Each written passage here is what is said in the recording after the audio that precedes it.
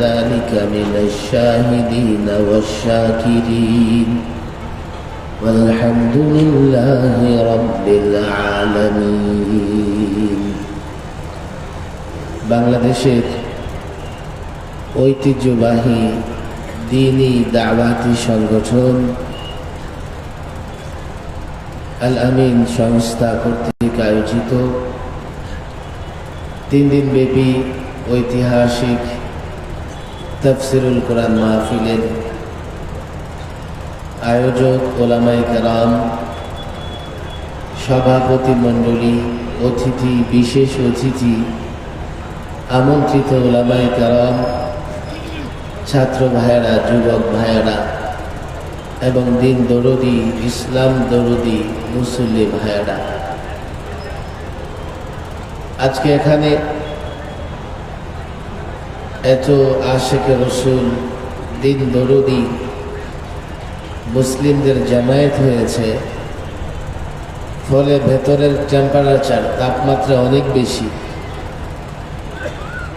আমার মনে হয় মাঠ ডবল হলেও লোকজন সংকুলান হতো না।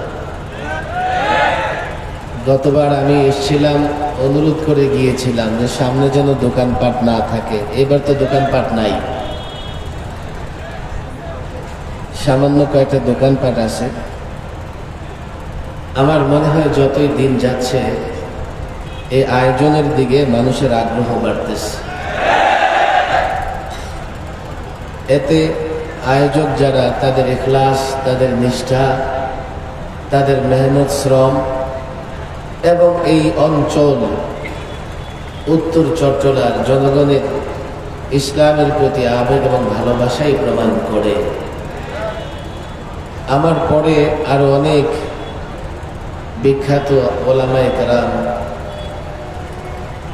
আলোচকরা আছেন, আলোচনা করবেন। ঠিক এই আল আমিন সংস্থার আয়োজনের আজকের এই প্রোগ্রামে দীর্ঘক্ষণ আলোচনাও হবে না, আর দীর্ঘক্ষণ আলোচনা করার সুযোগও নাই। তবে আমি মনে করি বর্তমান সময়ে নতুন একটা বিষয় নিয়ে আমাদের চিন্তা করা দরকার। আমরা গত 16 বছর মাজলুম ছিলাম, জালেমের বিরুদ্ধে লড়াই করেছি।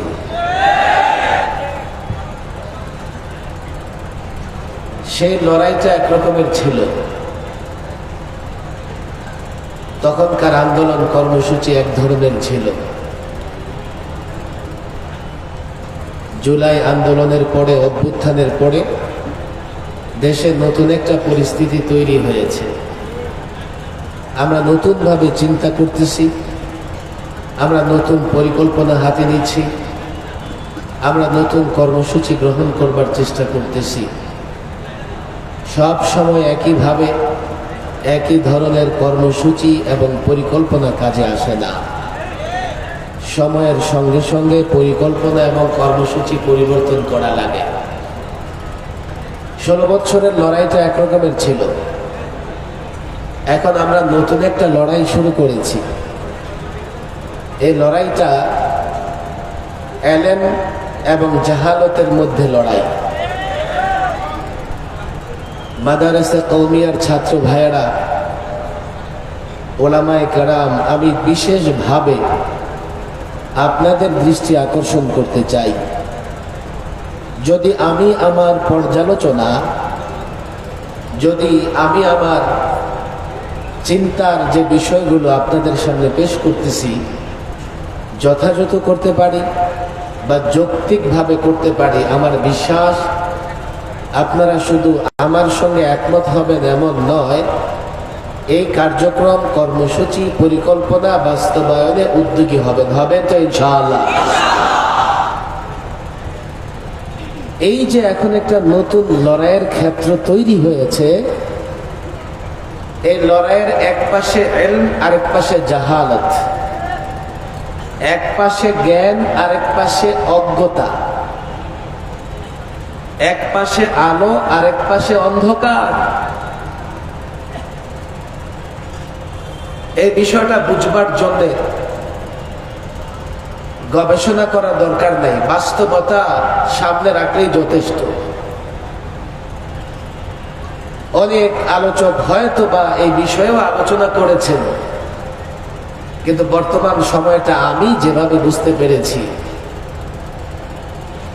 যেমন আমরা সাহাবায়ে কেরামকে সত্যের মাপকাঠি মনে করি, এটা হচ্ছে ইলম, এটা জ্ঞান, এটা আলো।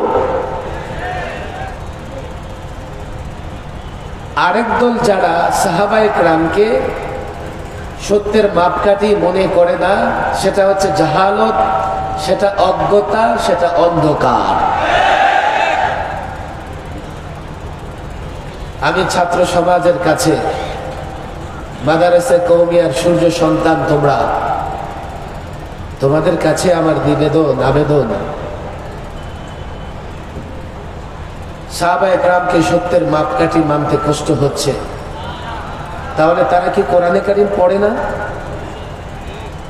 তারা কি কোরআনে কারীম বুঝে পড়ে না? কোরআনুল কারীমের শুরু থেকে, সূরাতুল বাকারা থেকে শুরু করে শেষ পর্যন্ত যে আয়াতে আপনি দৃষ্টি দেবেন, সে আয়াতে সাহাবায়ে কেরামের মর্যাদা এবং ফজিলতের বর্ণনা আছে। কোরআনে কারীমের যে কোনো আয়াতে। এবার কোরআনে কারীমের আয়াত এবং সাহাবায়ে কেরামের মর্যাদা পরিমাপ করে দেন। আপনি বললেন আলিফ লাম মিম লা রাইবা ফি যালিকাল কিতাব লা রাইবা ফি, এমন এক কিতাব যার মধ্যে কোনো সন্দেহ নাই। এই যে কোরআনে কোনো রাইব নাই, সন্দেহ নাই, এর সাক্ষ্য সর্বপ্রথম দিয়েছেন সাহাবায়ে কেরামের জামাত। হুদাল লিল মুত্তাকিন, মুত্তাকিনদের জন্য হেদায়েত। মুত্তাকিন কারা? মুত্তাকিনদের প্রথম জামাত হচ্ছে সাহাবায়ে কেরাম। এরপরে আল্লাযীনা ইউমিনুনা বিল্লাহ, এখান থেকে পৃষ্ঠার শেষ পর্যন্ত আল্লাহর উপরে ঈমান আনা, আল্লাহ যা অবতীর্ণ করেছে তার উপরে ঈমান আনা, এই সবগুলো বিষয়ে আগে যারা করে দেখিয়েছেন তারা সাহাবায়ে কেরাম। এরপরে আল্লাহ প্রদত্ত সার্টিফিকেট, উলাইকা আলা হুদাম মির রাব্বিহিম ওয়া উলাইকা হুমুল মুফলিহুন, তারা রবের পক্ষ থেকে হেদায়েতের উপরে, তারা সফল কাম। কারা? সবার আগে সাহাবায়ে কেরাম। তারা সাহাবায়ে কেরামকে সত্যের মাপকাঠি মানতে রাজি নয়, অথচ কোরআন বলছে আমিনু কামা আমানান নাস। সাহাবায়ে কেরাম ঈমানের মাপকাঠি, তোমরা ঈমান আনো সাহাবায়ে কেরামের মতো। সাহাবায়ে কেরাম আমলের মাপকাঠি। সুতরাং যারা মনে করবে সাহাবায়ে কেরাম সত্যের মাপকাঠি নন, তারা জাহালতে আছে, অজ্ঞতায় আছে, অন্ধকারে আছে। কথা ঠিক না বেঠিক? কেউ কেউ ইতিহাসের বর্ণনা দিয়ে সাহাবায়ে কেরামের চরিত্র মাপার চেষ্টা করতেছে। যেই পাল্লা দিয়ে লাকড়ি মাপা হয়, সেই পাল্লা দিয়ে স্বর্ণ মাপা যায় না। হাটাজারিতে লাকড়ি বিক্রি হয় নিঃসন্দেহে, যেই পাল্লাতে লাকড়ি বিক্রি হয়, এই উভয় পাল্লাতে 100 গ্রাম 500 গ্রাম কম হলেও ক্রেতা বিক্রেতা কেউ নারাজ হয় না। কিন্তু যেই নীতি, যেই পাল্লা দিয়ে স্বর্ণ মাপা হয়, গিয়ে দেখেন 1 গ্রাম এদিক সেদিক হওয়ার কোনো সুযোগ নাই। 1 গ্রাম এদিক সেদিক হলে 20-30 হাজার টাকার ডিফারেন্স হয়ে যাবে। ইতিহাস দিয়া যারা সাহাবায়ে কেরামের চরিত্র মাপার চেষ্টা করে, ওরা লাকড়ির পাল্লা দিয়ে স্বর্ণ মাপার চেষ্টা করতেছে। খুব বেশি এক্সাম্পল আমি দিব না, লড়াইটা চলতেছে ইলম এবং জাহালতের মধ্যে। আমি এশার পর এখানে আসার পরে খতিবে জামান হযরত মাওলানা নুরুল ইসলাম মলিপুরি সাহেবের আলোচনা যাইতে যেতে শুনতেছিলাম। নিঃসন্দেহে আপনারা হুজুরের আলোচনা শুনেছেন। ইসলাম এবং অন্য ধর্মের মধ্যে সম্পর্কটা কি হবে, আমরা কতটা অগ্রসর হতে পারব, তারা কতটা অগ্রসর হতে পারবে, যে সীমানা নির্ধারণ আছে আমরা সেই সীমানা অতিক্রম করতে পারবো কিনা। একটা হচ্ছে এলেম, একটা হচ্ছে জাহালাত। এলেম হচ্ছে ইসলাম, মুসলিমরা উদার, তারা সহনশীল, অন্য ধর্মের উপাসনালয় আঘাত করে না, জবরদস্তি করে কাউকে মুসলমান বানানোর চেষ্টা করে না, ইসলাম এই অনুমতি দেয় নাই। এটা এলেম, এটা আলো, এটা জ্ঞান। আর যারা উদারতার নামে মূর্তি পূজায় গিয়ে শুভেচ্ছা জানায়, ওরা জাহালতের মধ্যে আছে, অজ্ঞতায় আছে, অন্ধকারে আছে। লড়াইটা এখন এলেম আর জাহালতের মধ্যে। আমার উপর কেউ নারাজ হতে পারে, নানা দলের লোকেরা। আপনি ডাক্তার, আমি আপনাকে সম্মান জানাই। ডাক্তারি বিষয়ে আপনি কোনো কথা বললে আমি সেটা মেনে নেবার চেষ্টা করব। আপনি ইঞ্জিনিয়ার, আমি আপনাকে সম্মান জানাই।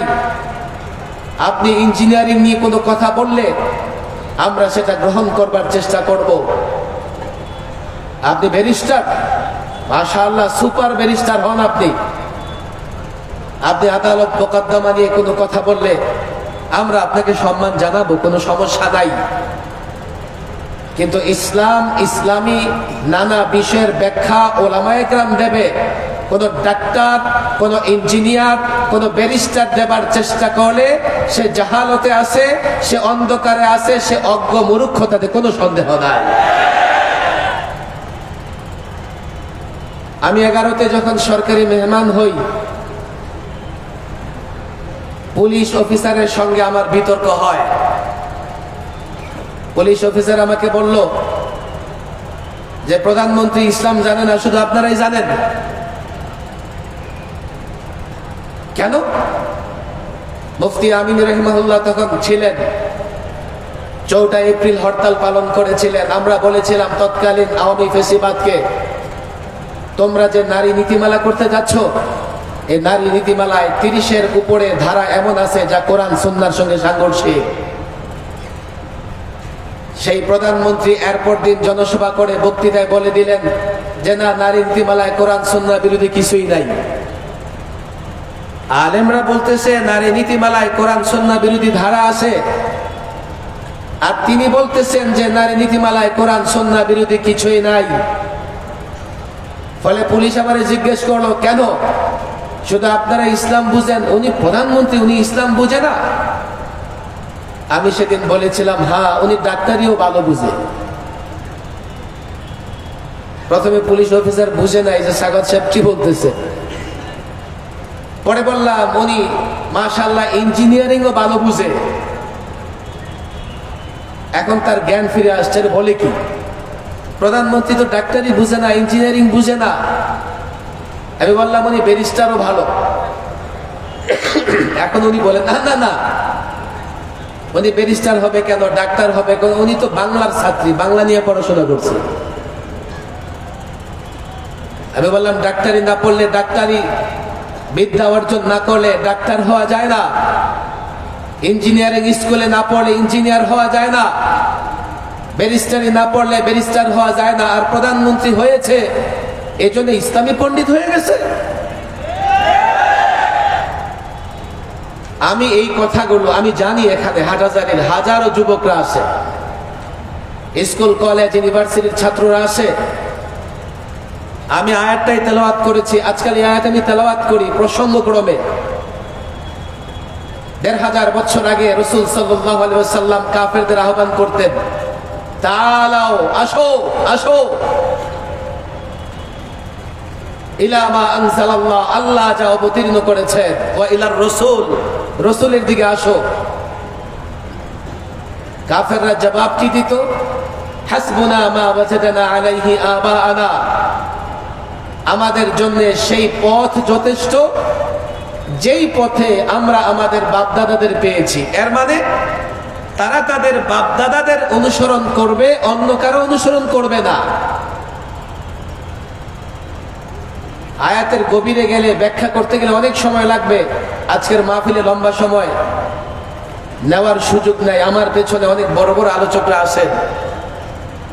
মাদ্রাসার ছাত্রদের বলি, সূরা ইউসুফে হযরত ইউসুফ আলাইহিস সালাম এটা পরে একটা কথা বলেছিলেন, অত্তাবাতু মিল্লাতা আবাই ইব্রাহিম ওয়া ইসহাক ওয়া ইয়াকুব। আমি আমার বাপদাদাদের অনুসরণ করেছি। বাপদাদাকে ইব্রাহিম, ইসহাক, ইয়াকুব। যেহেতু পয়গম্বর বলেছেন, নিঃসন্দেহে সেটা গ্রহণযোগ্য। কিন্তু কাফের বেঈমানরা যখন উত্তর দিয়েছে, তাদের জন্য ওই পথ যথেষ্ট, যেই পথে তারা তাদের বাপদাদাদের পেয়েছে, এই উত্তরটা আল্লাহ তাবারক ওয়া তাআলা পছন্দ করেন নাই। পছন্দ করার মতো কোনো কারণও নাই। কিন্তু ব্যাপারটা নিয়ে একটা মীমাংসায় যাওয়া দরকার। আমি হাটহাজারীর যুবকদের বলি, সাধারণ জনতাকে বলি, মীমাংসায় যাওয়ার দরকার। সেটা কি? পয়গম্বর বলেছেন উনি ওনার বাপদাদাদের অনুসরণ করেছেন। এদিকে কাফেররা যখন বলেছেন তারা তাদের বাপদাদাদের অনুসরণ করবে, তাদের কথা গ্রহণযোগ্য হয় নাই। এখন আমরা আমাদের বাপদাদাদের অনুসরণ করতে পারবো কি পারবো না, এমন একটা ফয়সালা দরকার। এই ফয়সালা আমাদের নিজেদের থেকে করতে হবে না। আমি সূরাতুল মায়েদার যে আয়াত তেলাওয়াত করেছি, আয়াতের শেষাংশে আল্লাহ ফয়সালা দিয়ে দিয়েছেন। কাফের মুশরিকরা যখন বলেছে তারা তাদের বাপদাদাদের অনুসরণ করবে, আল্লাহ বলছেন আওয়ালাউ কানা আবাউহুম লা ইয়ালামুনা শাইয়্যান ওয়া লা ইয়াহতাদুন। তাদের বাপদাদাদের যদি কোনো ইলম না থাকে, তারা যদি হেদায়েতের পথে না থাকে, তারপরেও কি তারা তাদের বাপদাদাদের অনুসরণ করবে? আমরা উত্তর পেয়ে গেছি। হযরত ইউসুফ আলাইহিস সালাম বাপদাদাদের অনুসরণের কথা কেন বলেছেন? ওনার বাপদাদা ইব্রাহিম, ইসহাক এবং ইয়াকুব পয়গম্বর ছিলেন, নবী ছিলেন। নবীরা সময়ের সবচেয়ে বড় আলেম হয়ে থাকেন, শুধু হেদায়েতের উপরে না, হাদি ছিলেন। এই জন্যই তিনি বাপদাদাদের অনুসরণের কথা বলেছেন। আর কাফের মুশরিকদের বাপদাদারা মূর্তি পূজক ছিল, মুশরিক ছিল, পত্তলিক ছিল। তাদের বাপদাদাদের অনুসরণ করবার কোনো সুযোগ নাই। আমি হাটহাজারীর যুবক জনগণ, হাটহাজারীর যুবকদের বলি, শোনো, তুমি তোমার দলের অনুসরণ করো। আমরা শুধু বাপদাদাদের অনুসরণ করি এমন না, আমরা বাপদাদাদের অনুসরণ করি, দলের অনুসরণ করি, নেতার অনুসরণ করি, পীরের অনুসরণ করি, আলেমের অনুসরণ করি। তুমি যার অনুসরণ করো না কেন, মাপকাঠি হচ্ছে এটাই, যার অনুসরণ করবা দেখতে হবে তার ভেতরে জ্ঞান আছে কিনা, কোরআন সুন্নাহর ইলম আছে কিনা। শুধু কোরআন সুন্নাহর ইলম এবং জ্ঞান নয়, সে কোরআন সুন্নাহ অনুযায়ী জীবন যাপন করে কিনা, যেটাকে আমরা হেদায়েত বলি। আজকে এই ব্যাপক কথা থেকে স্পষ্ট মেসেজ হচ্ছে, ১৫০০ বছর আগে কাফেররা যখন বলেছে বাপদাদাদের অনুসরণ করবে, এই জন্যই গ্রহণযোগ্য হয় নাই। তাদের বাপদাদারা মুশরিক ছিল, তাদের বাপদাদারা কাফের ছিল, পত্তলিক ছিল। আজও যদি কেউ মনে করে তারা তাদের বাপদাদাদের অনুসরণ করবে, দেখতে হবে তাদের বাপদাদাদের কোরআন সুন্নাহর ইলম আছে না নাই, হেদায়েতের উপর আছে না নাই। কোন যুবক যদি মনে করে নেতার অনুসরণ করবে, তাকে আগে দেখতে হবে তার নেতার কোরআন সুন্নাহর ইলম আছে না নাই, হেদায়েতের উপর আছে না নাই। কোন মুরিদ যদি মনে করে পীরের অনুসরণ করবে, আগে দেখতে হবে সেই পীর লেবাসদারি কিনা, সেই পীর ভণ্ড কিনা, সেই পীর গাঞ্জাখোর কিনা, সেই পীর আল্লাহর নবীর সুন্নাহর উপর আমল করে কিনা। কোন ছাত্র যদি মনে করে তার উস্তাদের অনুসরণ করবে, আলেমের অনুসরণ করবে, শুধু ইলম নয়, দেখতে হবে দরবারি না দরকারি, দালাল না আলাল। অনুসরণ করবার জন্য স্পষ্ট মাপকাঠি, যাকে অনুসরণ করবে তার ভেতরে কোরআন সুন্নাহর ইলম থাকতে হবে, হেদায়েতের উপর থাকতে হবে, আর না হয় তার অনুসরণ করা যাবে না।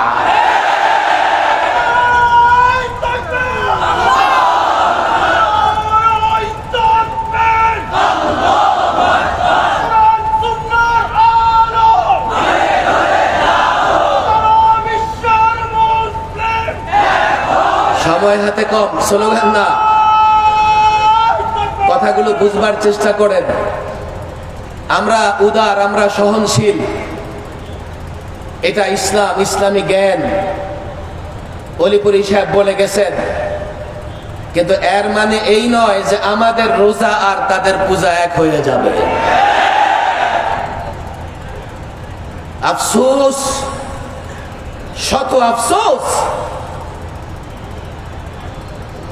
আজকে একজন নেতার আমি যখন অনুসরণ করব, আমি যদি আগে সিদ্ধান্ত নিতে না পারি এই নেতার কতটুকু অনুসরণ করব। এখানে নানা দলের নেতা কর্মীরা আছেন, আমি এই কথা বলি না যে আপনারা আপনাদের নেতাদের ছেড়ে দেন, রাজনৈতিকভাবে আপনি কোনো দল করবেন না, আমি সেটা বলি না, সিদ্ধান্ত আপনার। কিন্তু আমি আপনাকে বলে দিতে পারি কতটা অনুসরণ করবেন। নেতা যদি বক্তৃতা করতে করতে ইসলামের সীমানা পার হয়ে কুফর কিংবা শিরকের সীমানায় চলে যায়, এরপরেও যদি আপনি সে নেতার অনুসরণ করেন, নিজের ঈমান বাঁচাতে পারবেন না। রাজনৈতিক নেতৃবৃন্দর প্রয়োজন আছে, তারা রাষ্ট্র পরিচালনা করে। এখানে আমাদের একটু ব্যর্থতা আছে, যার জন্য আমার কিছু মানুষের নেতৃত্ব মানতে হচ্ছে। মাদারিসে কওমিয়ার ছাত্র ওলামাদের কিছু ব্যর্থতা আছে। কি ব্যর্থতা? আমরা এখনো পাড়া, মহল্লা, ইউনিয়ন, প্রত্যেক থানায় এলেম আছে এবং হেদায়েতের উপরে আছে এমন নেতৃত্ব তৈরি করতে পারি নাই। আমাদের ব্যর্থতার জায়গা এটা। সামাজিক নেতৃত্ব দিতে পারে, এখনো আমরা এমন আলেম তৈরি হতে পারিনি, যার জন্য রাজনীতি, রাষ্ট্র পরিচালনা, সমাজ পরিচালনার জন্য একদল ভাইয়েরা নেতৃত্ব দিচ্ছেন। কিন্তু তাদের বেলায় এই সিদ্ধান্ত, আপনি সেই দল করেন, কিন্তু আপনি সিদ্ধান্ত নিয়ে রাখবেন আপনার নেতা যেই সাবজেক্ট নিয়ে পড়াশোনা করেছে এই সাবজেক্টের মধ্যে যেন তার কথা থাকে, সে ইসলামের পণ্ডিত যেন না হয়ে যায়, বড় চেয়ারে বসবার কারণে ইসলামটা যাতে বেশি বুঝবার চেষ্টা না করে। গত 16 বছর আমাদের সঙ্গে ফেসিবাদের লড়াইয়ের জায়গাটা কি ছিল? আমাদের সঙ্গে ফেসিবাদের লড়াইয়ের জায়গাটা এখানেই ছিল। আমরা তাদের বলেছি রাষ্ট্র চালাও তোমরা, তোমাদের সঙ্গে আমাদের বিরোধ নাই, কিন্তু কোরআন সুন্নাহর সঙ্গে সাংঘর্ষিক এমন কথা কিংবা এমন আইন করা যাবে না। তারা আমাদের কথা শোনেনি, আমরা তাদের বিরুদ্ধে আন্দোলন সংগ্রাম করেছি। কিন্তু এই আন্দোলন সংগ্রাম শেষ কথা নয়, ভবিষ্যতেও যারা রাষ্ট্র ক্ষমতায় আসবে তাদেরকেও পরিষ্কার এই বার্তা দিতে চাই, তোমরা তোমাদের সাবজেক্ট পর্যন্ত সীমাবদ্ধ থাকবে। যে সাবজেক্ট আলেমদের, যে সাবজেক্টের সম্পর্ক কোরআন সুন্নাহর সঙ্গে, এমন সাবজেক্ট দিয়ে কথা বলবার চেষ্টা করলে, এমন সাবজেক্ট দিয়ে আইন প্রণয়ন করবার চেষ্টা করলে, পরিষ্কার বলে দেই, অতীতে 54 বছরের বাংলাদেশে প্রত্যেক তাগুতি শক্তির মোকাবেলায় যেভাবে ময়দানে চাপিয়ে পড়েছে, আগামীতেও যদি কোনো তাগুতি শক্তি এই ভূখণ্ডে জন্ম নেয়, লড়াই তাদের বিরুদ্ধে হবে।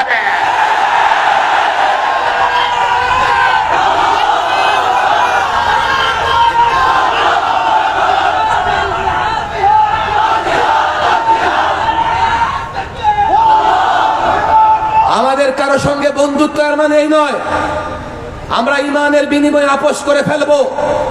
আমাদের কারো প্রতি সহনশীলতা এর মানে এই নয় ইসলামের সীমারেখায় তাকে আঘাত করতে দেব।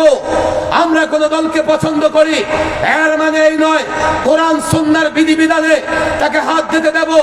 ডক্টর ইউনূস সরকারের তাদের যে ঐক্যমত্য কমিশন সেখানেও ক্লিয়ার বলেছে, সংবিধান সংস্কারের বৈঠকে আমি সেখানেও ক্লিয়ার বলেছি, যদিও আজকে জুলাই সনদে আমরা স্বাক্ষর করেছি গণভোট হবে, হোক, আমরা পরিষ্কার বলে দিয়েছি এই 91 বছর ধরে আমরা আমাদের আসাতেজা আকাবেরদের দেখেছি যারা একটা কথা পরিষ্কার বলেছেন, আমরাও ঐক্যমত কমিশন, সংবিধান সংস্কার কমিশনকে সে কথা স্পষ্ট বলেছি, এই সংবিধানে যেখানে যা কিছু থাকুক না কেন কোরআন সুন্নাহর সঙ্গে সাংঘর্ষিক কোনো কিছু আমরা গ্রহণ করতে পারবো না।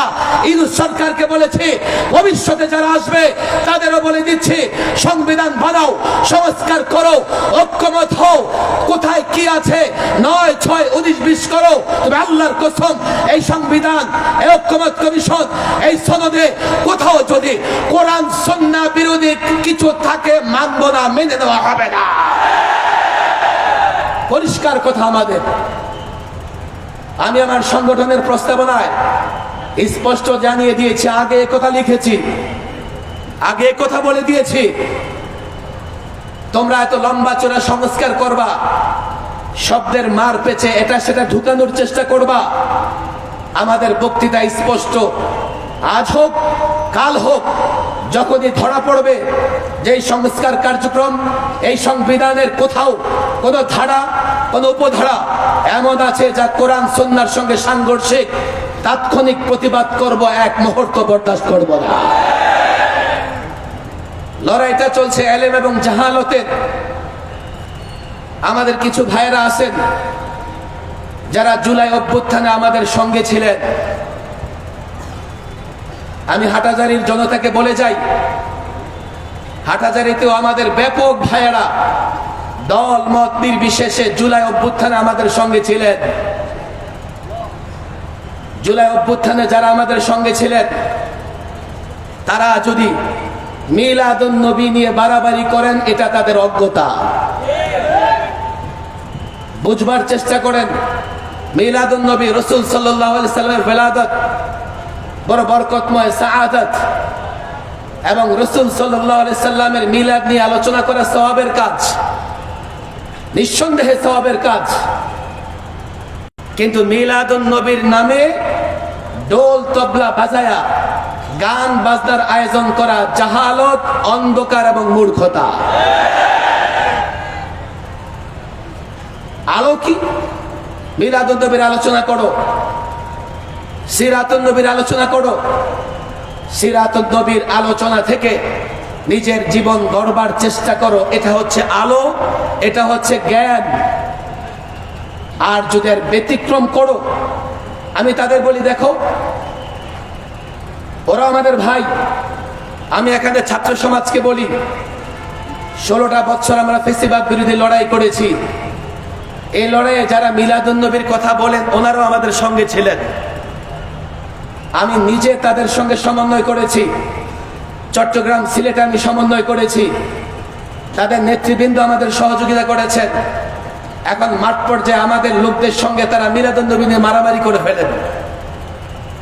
আমি তাদের দাওয়াত দেই, তাআলাউ ইলা মা আনজালাল্লাহ ওয়া ইলার রাসূল। আমরা একটা জায়গায় একমত ছিলাম, চলো অন্ধকার থেকে বের হয়ে আবার সবাই আলোর জায়গায় যাই। কথা ঠিক না বেঠিক? একদিকে অন্ধকার, আরেকদিকে আলো। এমন এক্সাম্পল দিতে থাকলে রাত শেষ হয়ে যাবে। আমি আলোচনা সংক্ষেপ করতেছি, আলোচক আরো আছেন। আমি যে কথাটা বলে শেষ করতে চাই, সর্বশেষ, আজকে একটা জাতীয় দৈনিকে আপনারা দেখেছেন, পার্বত্য চট্টগ্রাম নিয়ে বাংলাদেশ বিরোধী শক্তিরা ষড়যন্ত্র করতেছে। আমি এটা আজকে নতুন খবর বলবো না। বাংলাদেশের জন্মের পর থেকেই এই পার্বত্য এলাকা নিয়ে বিদেশিরা একটা ষড়যন্ত্রের জাল বুনে আছে। কদিন পর পর যখন দেশ রাজনৈতিকভাবে অস্থির হয়, তো তারা তাদের ষড়যন্ত্র বাস্তবায়নের চেষ্টা করে। এখন বাংলাদেশ রাজনৈতিকভাবে একটা অস্থির সময় পার করতেছে। ফেসিবাদ তো গেছে, কিন্তু ফেসিবাদ বিরোধী শক্তিগুলো নিজেরা এখন মারামারি করতেছে। তারা মনে করতেছে যে এই অবস্থাতে পার্বত্য এলাকায় কোনোভাবে অস্থিরতা তৈরি করে এখানে আরেকটা খ্রিস্টান রাজ্য তৈরি করা যায় কিনা। ছাত্র জনতা, যুবক ভাইয়েরা, এই ষড়যন্ত্র মোকাবেলা কিভাবে করবেন? তাদের ষড়যন্ত্র মোকাবেলা করবার মতো বাহ্যিক ক্ষমতা আমাদের নাই। যারা বাংলাদেশ নিয়ে ষড়যন্ত্র করতেছে তারা সুপার পাওয়ার। যারা বাংলাদেশ নিয়ে ষড়যন্ত্র করতেছে তারা অ্যাটম পাওয়ারের অধিকারী। আবার আমার দেশে আছে গাদ্দার, আমার দেশে আছে এক ধরনের মানুষ যারা নিজের দেশের চাইতে অন্যের দেশের স্বার্থ রক্ষায় বেশি কাজ করে। এদেশের ইঞ্চি ইঞ্চি মাটিতে আপনি গাদ্দার খুঁজে পাবেন, গাদ্দার খুঁজে পাবেন। এই দেশটা কি করে রক্ষা করবেন? একটা মন্ত্র, একটা স্লোগানে দেশ রক্ষা হবে। আল ইসলামু ইয়ালু ওয়ালা ইউলা। ইসলাম বিজয়ী হয়, বিজয়ী ধর্ম, ইসলাম পরাজিত হয় না। এটাই মূল মন্ত্র আমাদের। পার্বত্য এলাকা রক্ষা করতে হলে, পার্বত্য অঞ্চল রক্ষা করতে হলে, বাংলাদেশ রক্ষা করতে হলে, যেহেতু তিন দিকে দুশ্মন, আরেক দিকে বঙ্গোপসাগর, এই দেশ কি করে রক্ষা করব? আমাদের হাতে মিসাইল নাই, অ্যাটম বোমা নাই, অত্যাধুনিক অস্ত্র নাই। দুশ্মনদের হাতে মিসাইল আছে, অ্যাটম বোমা আছে, দুশ্মনদের হাতে অত্যাধুনিক অস্ত্র আছে। কি করে লড়াই করব? কি করে দেশ রক্ষা করব? দেশ রক্ষা করতে হলে আমাদের শক্তি ইসলাম। আল ইসলাম ইয়ালু ওয়ালা ইউলা। ইসলাম বিজয়ী হয়। ইসলাম যদি ধরতে পারো যুবক, ইসলাম ধরতে পারো ছাত্র, ইসলাম ধরতে পারো মিলাদুন নবী যারা বলো, তোমরাও যদি ইসলাম ধরতে পারো, যারা সিরাতুন নবী বলো, তোমরাও যদি ইসলাম ধরতে পারো, ইসলামের শক্তিতে আমরা যদি শক্তিমান হতে পারি। আমি পরিষ্কার বলে দেই, পার্বত্য এলাকা নিয়ে, বাংলাদেশকে নিয়ে যারা ষড়যন্ত্র করছো, ইসলামের শক্তির উদাহরণ দেখো, ইসলামের শক্তির ইতিহাস তোমরা পড়ো। 313 জন হাজারের বাহিনীর বিরুদ্ধে লড়াই করে বিজয়ী হয়েছে। 30,000 2 লক্ষের বিরুদ্ধে লড়াই করে বিজয়ী হয়েছে। ইসলাম পাওয়ার, ইসলাম শক্তি, ইসলাম ধরো, ইসলাম মানো। আল্লাহর কসম, ওই তাগুত, কাফের, বেঈমান, হিন্দুত্ববাদী, উগ্রবাদী, ইহুদি, নাসারা যারা আমার বিরুদ্ধে, আমার দেশের বিরুদ্ধে লড়াইয়ের ময়দানে অবতীর্ণ হবে, জিতবে ইসলাম, জিতবো আমরা, তারাই পরাজিত হবে।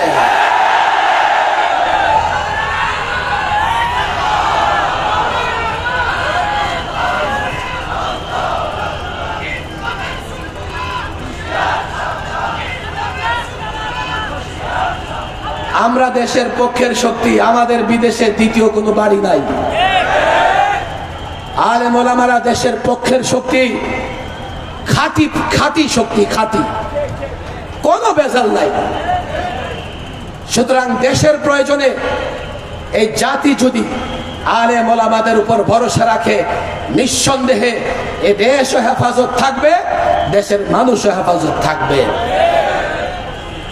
কথা দীর্ঘক্ষণ হয়ে যাচ্ছে, আমি বলছি, আমি ছাত্র জনতাকে বলি, দেখো, এলেম এবং জাহালতের যে লড়াই চলতেছে, এই লড়াইয়ে যদি এলেমের আলো নিয়ে অগ্রসর হতে না পারো, তো জাহালতের অন্ধকার তোমাকে ঢেকে ফেলবে। তুমি যদি জ্ঞানের আলো নিয়ে অন্ধকারের মোকাবেলায় দাঁড়াতে না পারো, অন্ধকার ধীরে ধীরে তোমাকে ঢেকে ফেলবে। আজকে বাংলাদেশের রাজনৈতিক বাস্তবতায় আমরা তাই দেখতে পাচ্ছি, যেইভাবে অন্ধকার আচ্ছন্ন হয়ে আসছে পরিবেশ। বিশ্ববিদ্যালয়, প্রত্যেকটা এলাকা, মাদারেসে কওমিয়ার ছাত্ররা যদি এলেম নিয়া, জ্ঞানের আলো নিয়া, এলেমের আলো নিয়া মোকাবেলা করতে প্রস্তুত না হয়, এই ফিতনা আমরা মোকাবেলা করতে পারবো না। আল্লাহ তাবারক ওয়া তাআলা মাদারেসে কওমিয়ার সূর্য সন্তান, মাদারেসে কওমিয়াকে যারা মহব্বত করে এবং যারা রাসূলুল্লাহর মহব্বতের দাবি করে, যারা রসুলকে মহব্বতের দাবি করে, ওরা আমার ভাই। ওদের ভেতরে কিছু ভুল বুঝাবুঝি আছে। আমি তো তাদেরকে বলি, দেখো, তোমাদের মধ্যে বিরোধের জায়গা বেশি না, তাদের আমাদের মধ্যে হয়তো বা কয়েকটা বিরোধের জায়গা আছে, কিন্তু আমাদের আর তাদের ভেতরে ঐক্যেরও অনেক জায়গা আছে। সুতরাং মারামারি নয়, সবাই মিলে আমরা রাসূলুল্লাহর সুন্নাহ প্রতিষ্ঠা করব তো ইনশাআল্লাহ। আল্লাহ তাবারক ওয়া তাআলা আজকের এই বিশাল আয়োজন, আমাদের উপস্থিতি সব কবুল আর মঞ্জুর করে নিন। ওমা তৌফিক ইল্লা বিল্লাহ ওমা আলাইনা ইল্লাল বালাগ। সংগ্রামী তৌহিদি জনতা, আপনার ধৈর্য সহকারে বসেন। বিশেষ করে বিভিন্ন জায়গায় হুজুম, আমাদের পকেট সাবধান, বিভিন্ন মোবাইল চুরি হচ্ছে, মানিব্যাগ চুরি হচ্ছে, আমাদের কাছে অনেক খবর আসতেছে। এই জন্য সবাই সাবধান থাকেন। আমাদের আজকের এই মঞ্চে উপস্থিত আছেন হাটহাজারী উপজেলার সাবেক সকল ভাইস চেয়ারম্যান জনাব মৌলানা নাসিরউদ্দিন মুনীর। উনি আপনাদেরকে সালাম জানিয়েছেন এবং দোয়া চাইছেন। সংগ্রামী তৌহিদি জনতা, সংগ্রামী তৌহিদি জনতা, এবার আপনাদের সামনে গুরুত্বপূর্ণ তাফসীর পেশ করবেন বাংলাদেশের আন্তর্জাতিক খ্যাতি সম্পূর্ণ মুফাসসিরে কুরআন খান জাতিকা মুসলিম আলমদ্বীন সুলতানুল ওয়াইজিন আল্লামা খালেদ সাইফুল্লাহ আইয়ুবী আমি হযরতকে তার গুরুত্বপূর্ণ তাকরীর পেশ করার জন্য সবিনয় অনুরোধ জানাচ্ছি।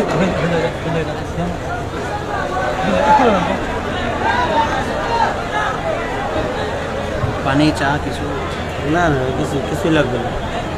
আসসালামু আলাইকুম ওয়া রাহমাতুল্লাহি ওয়া বারাকাতুহু।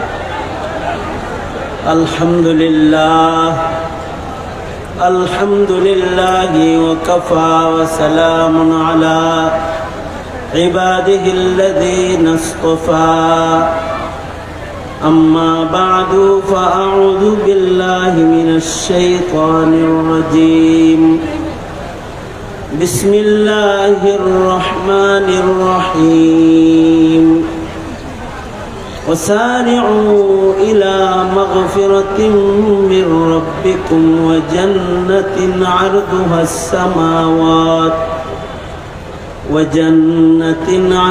السماوات والأرض أعدت للمتقين. وقال النبي صلى الله عليه وسلم أنا زعيم ببيت في وسط الجنة لمن حسن خلقه أو كما قال عليه الصلاة والسلام.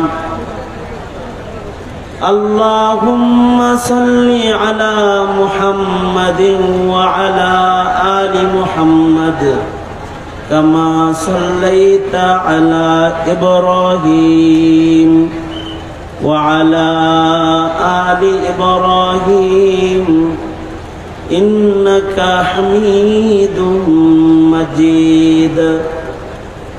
اللهم بارك على محمد وعلى آل محمد كما باركت على إبراهيم وعلى آل إبراهيم إنك حميد مجيد. আল আমিন সংস্থার আয়োজনে আয়োজিত ঐতিহ্যবাহী ঐতিহাসিক 3 দিন ব্যাপী তাফসীরুল কোরআন মাহফিল 2025 সম্মেলনের আজকের মাহফিলের আখিরি রজনী মোহতারাম সভাপতি, উপস্থিত হযরত বুজুর্গ উলামায়ে কেরাম, সম্মুখপানে সমবেত দিন প্রিয়, ইসলাম প্রিয়, দিনদার, ঈমানদার মুমিন মুসলমান ভাইয়েরা, পর্দার আড়াল থেকে আলোচনায় শামিল মা বোনেরা, বিশ্বজগতের মালিক, বিশ্ব প্রতিপালকের বিশ্ব দরবারে কালিমাতুশ শুকর যে মহান রব্বুল আলামিন অত্যন্ত দয়া করে, মায়া করে, ভালোবেসে